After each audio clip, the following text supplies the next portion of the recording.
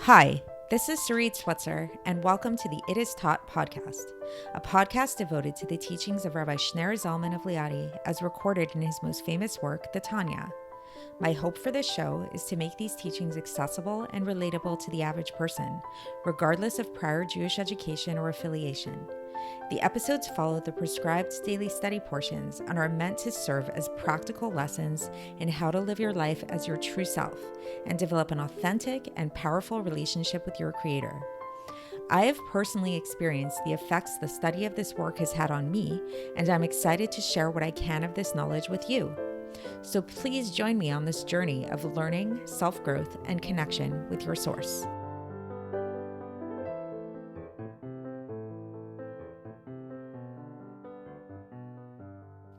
Hi, and welcome to the It Is Taught podcast. This is episode 116 for the 15th of Adar base in a leap year. So it's Shushan Purim, the day after Purim. Happy Shushan Purim. And today we are continuing chapter 37, and we've been discussing this idea about how what the mitzvahs that we do really affect not only ourselves and our own souls on this spiritual kind of level, but they actually affect our physical bodies and they affect the vitality of our physical bodies. And not only that, by extension, because everything is really interconnected, it actually affects the entire world. So every time we do a mitzvah, this is a little bit of a recap of last time, it actually causes an elevation to happen in the vitality of the entirety of our physical world. Today, we're going to continue along these lines and take it another step further and talk about how the ultimate purpose of creation, which we know ultimately is to bring God down into this world, the way that that gets fulfilled is when every single soul of the Jewish people performs all of the mitzvahs. Then the world actually comes to its state of completion. So something to know about this that's kind of interesting is that ultimately, even though there are definitely millions of Jews all around the world, as we all know, but at our core, we really are all very interconnected. And ultimately, we actually come from one source. But in a general sense, this source, this Jewish source of our souls, this collective soul, is divided into 600,000 general souls. And so when we look at all the different souls, me and you and everybody around us, all of us stem from one part of one of these 600,000 Jewish souls. So when we learn about receiving the Torah at Mount Sinai, it talks about how there were 600,000 Jews there, and then questions come up that didn't include the children, that didn't include the women. Was it exactly 600,000? What was the actual count and everything like that? And so the basic simple idea is that there are 600,000 general Jewish souls, and every single one of those 600,000 general Jewish souls is further subdivided into other souls, which all of us are a part of.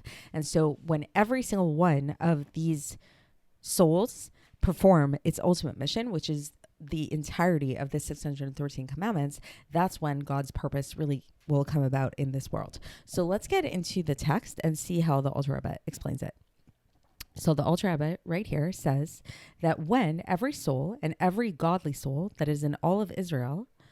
So just a little pause here. I just wanted to bring something up that I saw in a footnote that I thought was worth mentioning is up until now, especially in the past couple of episodes, we've been talking a lot about the animal soul and about how it really is the animal soul that is involved in doing mitzvahs, because the animal soul is that thing which is the connector between spirituality and physicality. However, here the Alter Rebbe brings up the godly soul as well.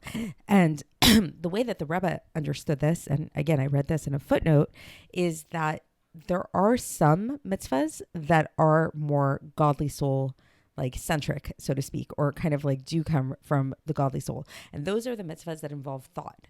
And also, as much as we've been kind of really focusing on the animal soul, and it is a very true thing, and it is a very important thing that the animal soul is necessary and is very important in the fulfillment of the mitzvahs, the ultimate driving force behind it all is really the godly soul. So we don't want to totally forget about the godly soul entirely.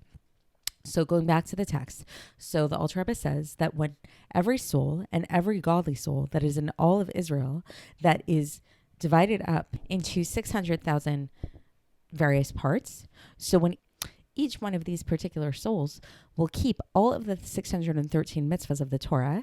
And so now here the Alter Rebbe gets into further detail with this. What are the 613 mitzvahs of the Torah? So we know they're divided up into two parts. There's the 365 transgressions, the lotase. So when we perform the 365 prohibitions, or rather when we don't do them, so meaning to say what happens when we observe these prohibitions is that we are refraining our blood vessels of the animal soul, which are found in the body. We're holding them back. We're restraining them from doing these transgressions. So it's more about not doing in this case.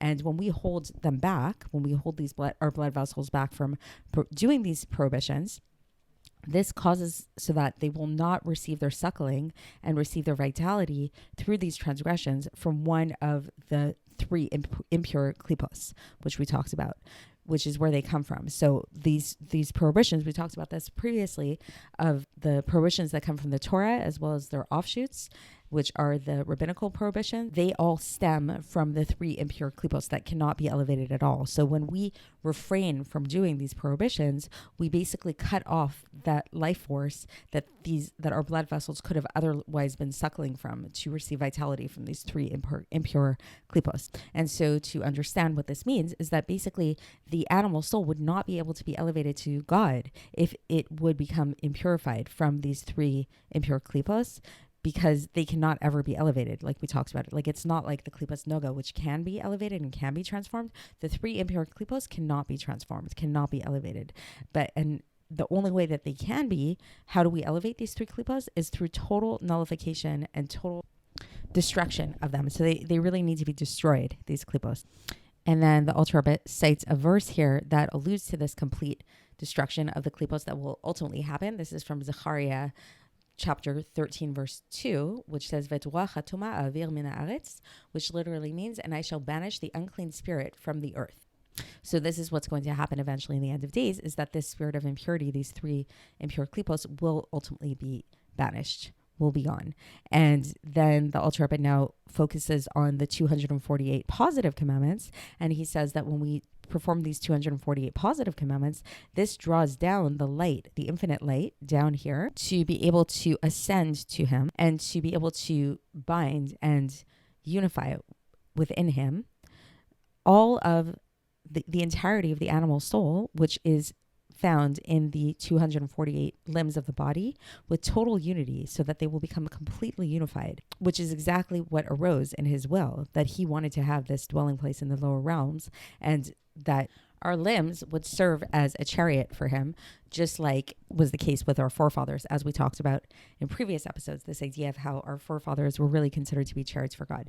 So that's the end of this section. So just to kind of sum it up, so basically what we've been learning is this whole idea of really, really the profound effect that our mitzvahs, performing mitzvahs, does, and how when we do these mitzvahs, it's not just like a nice thing that gives us a nice spiritual feeling, but it actually transforms our soul, and it actually transforms our body, and it actually transforms our godly soul, as well as the physical world around us and the vitalizing force in the physical world around us.